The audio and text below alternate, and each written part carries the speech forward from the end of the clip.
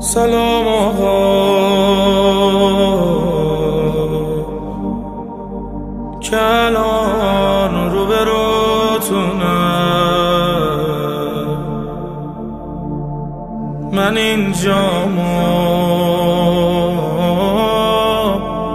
زیارت نامه میخونم. حسین جانم،